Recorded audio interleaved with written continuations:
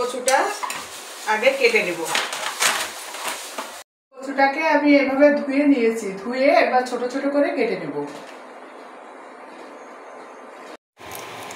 কচুটা আমি সেদ্ধ করার জন্য দিয়ে দিয়েছি। এখন একটা তেজপাতা দিব, হলুদ দেব, লবণ দেব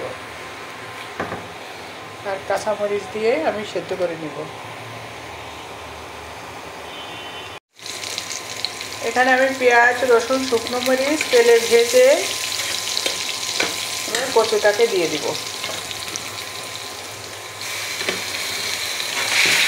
কচুটা আমি সেদ্ধ করে রাখছিলাম, এখন দিয়ে দিলাম।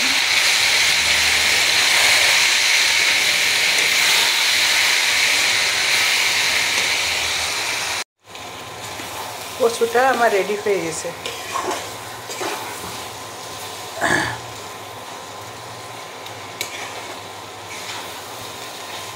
এবার ঢেলে নিব।